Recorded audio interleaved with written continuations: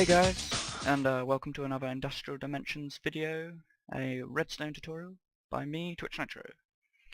And first of all, I want to apologise. In the last Redstone video, where I made this clock, I did realise while I was in fact uploading that video that I had made a massive boob, and you can in fact make a much more effective clock. See, using much less resources, and it's just better because it. Look, see, and you can make it go faster and slower. Slow down. Whoa. There we go. I'll quickly show you how to make it. Same way, basic thing. I mean, you can obviously put more repeaters on if you want to. In fact, let's do that. Just to see it scaled up a bit. You can put more repeaters on, and then at the end you want this, and that will start the clock, and then this, which stops it.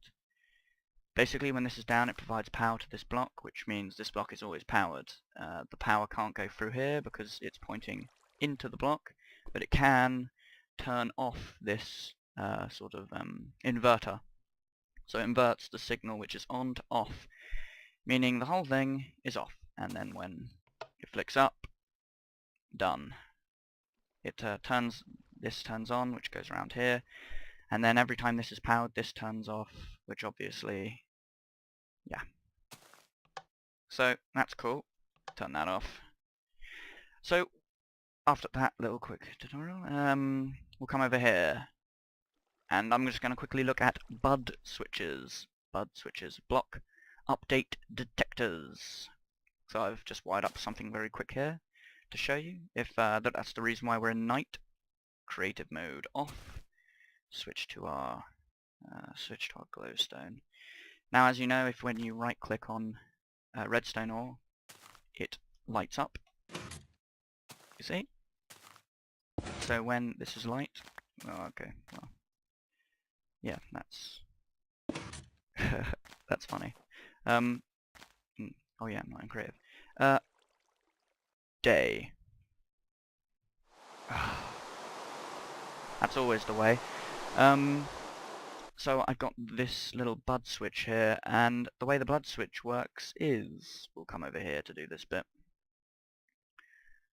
When the block, any block updates near this piston, or on the other side of this piston, so if it's this block here, or this block here, or, see, oop, don't do that, or that block underneath it,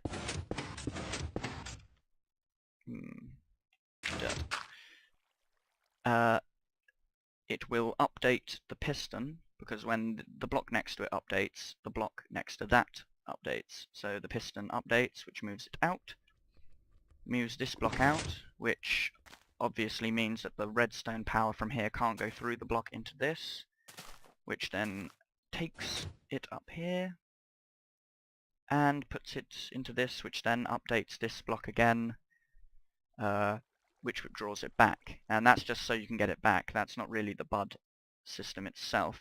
The bud system comes from some odd little thing here. When this block here is being powered, what's happening is this repeater is, how do I say this, horizontally powering the piston. Diagonally, you see this comes down here and into this, which updates that, which does this. But the piston right now doesn't know it's getting power. It has no idea that it's getting power from that at all. But to remind it that it's getting power, put a block next to it, which reminds it that it's getting power. But now it's not getting power. So then by, let's say, removing a block or updating this piston again, you then remind it that it doesn't have power, which pulls it back in. But that, in turn, then gives it power. It's something to do with the fact that the block update is a faster form of tick, let's say, than redstone current, because that's the game updating, where this is redstone updating, and it's a little bit different.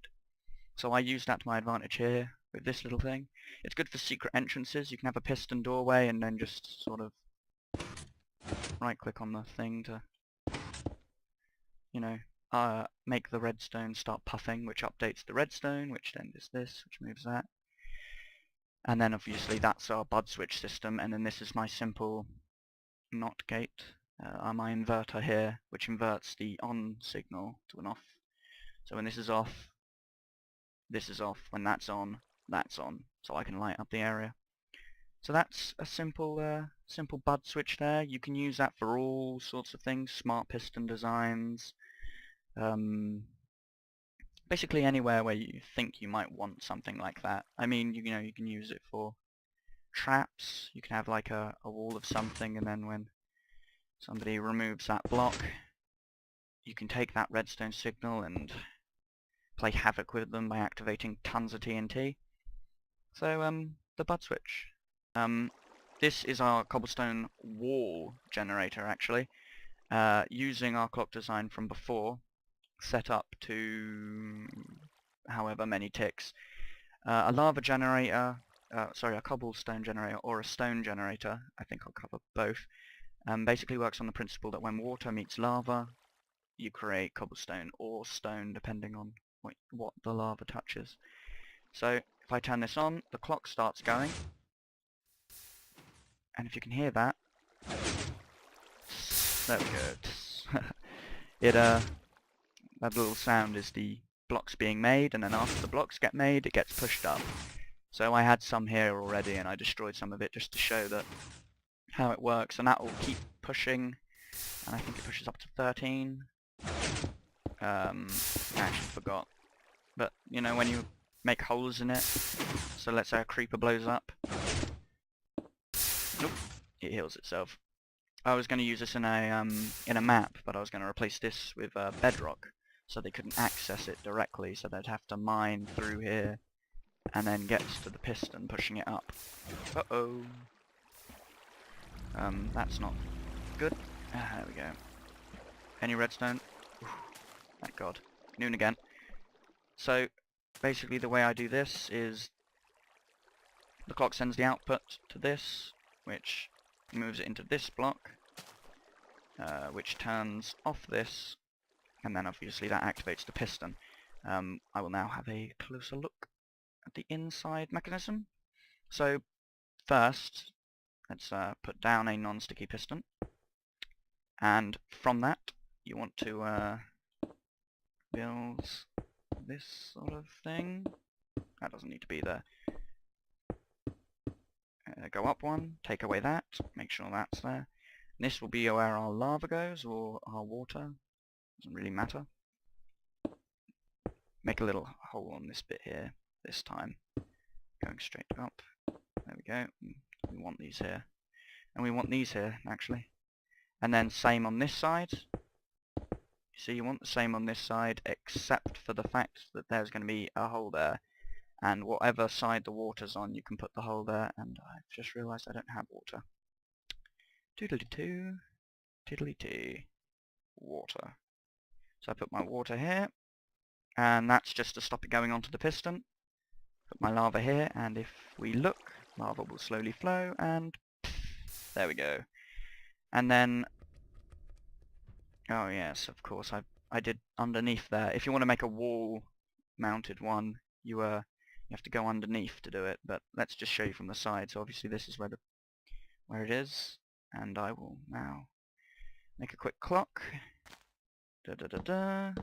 Whoa, lag. Da da da da. Redstone here. Dirt. That. And I just realised I got rid of my... Now that won't work, because that is going way too fast. That keeps going up and down before it has time to go. So if we turn these to 3... Did I get the redstone on? No. Of course, the water took it away. Ouch. Well, that hurt my ears quite a lot. I apologise. Apologise for that. That was just it telling me that I have finished saving a video. Just editing some stuff. good. Now it stays down for the long pulse. Just a quick fix there. Now I have to put the water in again. Let's see if this works, shall we? Turning into less of a tutorial and more of a... There's no lava there.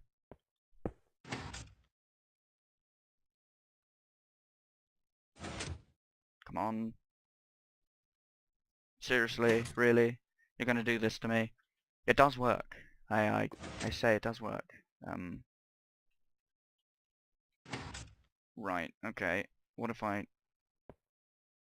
No, put a block there?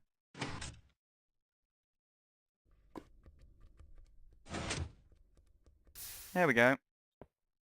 So, basically all I did was make this entire part redundant. There we go. Yeah, redundant. Yay, now it's working. So you might need to work on that to make it daytime again. So that's basically how you do it. If you want to make the bottom part, if you want to get the power from the bottom bit... No, it's not. So, apart from the fact that I suck at everything, that is how you wire it up. I'm just going to use a sticky piston. And it'll go to the side, because that's exactly what direction you want to push it. Well, you can push it to the side, you can push it up, push it down. You can make multiple of these, so as you can see here, so you can make a wall, or you can make a cross or something, or a sort of, what is it, like this sort of thing. Play around with it. Now this is just obviously just the basics, and what you can use the clock for. Off. Go away. I don't like anything that just happened here. Moving on over here, where none of my melons have grown. I have melons and pumpkins. Melons on that side, pumpkins on that side. Allow me to turn the noise down for you. Watch it out. There we go. Right. This is obviously a automated melon / pumpkin farm. So you're walking along, fancy some melons. I just made this quickly before the video. You're walking along, it goes up, comes back down. Om nom nom nom nom nom nom. And now to show you how it works. Okay, so firstly, obviously pressure plates. When you walk in, you stand on the pressure plate. This powers this block here, which obviously sends the power to these redstone, which then goes to here, which goes into here, which turns this off, which then turns this powered row here off. Now, this is quite tricky because you're going to have, if you want to build this in survival, you have to get underneath your pistons. This is one of the easier ways of doing it. You can just put on things like this underneath. And obviously once you tread on the thing, power goes through here turning that off, it turns off the power to these inverters, which turns them on, which pushes up the block. Obviously when it's up, no melons can grow, but still. The same on this side, exactly identical. It's, well actually this is 7 long, but you can make it obviously 8 long. Actually you can make it as long as you want. With obviously, you know, restrictions with repeaters. I've hidden my water underneath the glowstone here. Great. Just great. I seem to break everything today. Oh, there. So I've hidden my water here, and obviously this is 4 blocks across, and water can water dirt, tilled dirt, up to 4 blocks, so this whole thing can be done by 1. So this is sort of like a unit. You could build multiple of these if you really needed to. I doubt there'll be any need to.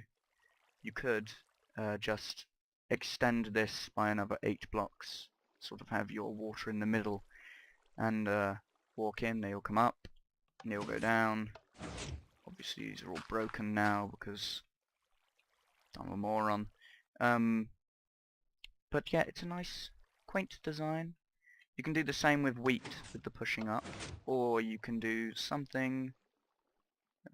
this is going to be very crude, and there'll be water everywhere. And lag. I've realised that the lag is caused by just fraps updating. Need to change some setting of some kind. So at the end you could have 2 constantly powered pistons or something. Let's just go with the most crude and rudimentary. If you have 2 powered pistons at the end, I want it to be daytime. And then you can have your wheat field and your water. My scroll bar on my mouse button's broken. And then when you want it to water, you can turn off the power to the pistons and destroy all your redstone because you're an idiot. Of course, when you do it, you won't destroy the water because you're not an idiot, and I am. You just didn't know this before, and now you do. This is just something you can do. Obviously, you can spread it over a wide area. You can, as you saw there, the water came down here. You can have it stepped, and when you press the button, all of the wheat will be destroyed by the water, and it will all go into the trough at the bottom. You could have it on a pulse, so it pulses once when you press the button. So it goes up, it comes down, the water destroys it and moves it down. And you can then go in and replant. Very nice little thing there. Now to the special feature, something that I haven't made before I started recording, because I wanted to just test it out with you guys here. I'm gonna want a button if I do make something like this. I'm also gonna not want glowstone. I'm going to want any sort of half slab. Okay, on with the tutorial. I'm going to show you how to make a TNT cannon because one of my friends asked me, how the heck do you make a TNT cannon? And this TNT cannon is going to be really bad because it's on ground level. Let's move it up a couple of blocks here. Okay. So I'm just going to make a very basic sort of one you see almost everywhere sort of TNT cannon. Some people find TNT cannons a little bit difficult. They're not when you know how to make them. They're quite easy, and I don't have any water in my inventory. Give me water. A bucket will do. I'm such a moron. Where are the buckets? There it is. Sorry. No, that's bad. I don't want a non-flowing bit of water. And I don't want that there. There. Perfectionism. Okay, so this is the basic shape for a cannon. You don't need to use this half slab here. You just need to use something which has a hitbox and allows it to be in the water, technically. So you'll be putting your... This will be the one you're firing. This will be your primer, or your... I don't know, the thing that sends it flying. And it works on the principle that TNT, when it's activated, is then bound by the laws of physics in Minecraft, other than blocks floating in midair. So you want to press this button first to get all of this TNT into physics, and it will go into water. I'm going to remove this quickly because I want to show you something. Now, lag. When you press this button, it goes into the water and causes no structural damage. If you're standing right next to it, it will hurt you because it still causes damage to entities. It just doesn't destroy blocks when it's in water. And obviously what happens is these become part of physics all at the same time. Then you click this later, trying to get it as close to when these goes if you want range. And let's have a little play. You can make it out of any material you want, and this goes, blows up, shoots the cannon, boom. Fire! Reload! Fire! Went further that time. So you can work on range. Obviously you could have multiple stacks of TNT. I don't know if these will power this because it goes through the block and then into the TNT, so that wouldn't work, would it? Or you can, you can blow yourself up like this. Oh god. Yep, that would blow you up. I just really wanted to test it, and I didn't want to blow up myself. Obviously you can blow yourself up if you do this. They'll all go off at the same time, and this will go off on this, which will mean, yeah, it's the end one which causes destruction because it's not in the water. So yeah, that's how you make a TNT cannon. Have lots of friends, destroy your mates. I'm putting those into quite a few of my maps. I like them. So Bud Switch, TNT Cannon, Melon, Wheat Fail, and yeah, the Cobblestone Generator. And that is LaFizz calling in the background. And I guess with that, I shall hang up on him, call him back at the end. I hope you've enjoyed this tutorial in my build world. There'll be a lot of more builds to come. I'm going to do some little building of... I'm going to build some giant people. See? I'm going to build some giant people like that, and I'm going to build my favourite people on the MineCraft server. That will be my big build, and I'm going to build a massive tribute to them, which will take up tons and tons of my space in this infinite world of Minecraft. So, I hope you've enjoyed the video. It's been fun. I'll see you next time. I'll work on my outros a little more. Goodbye.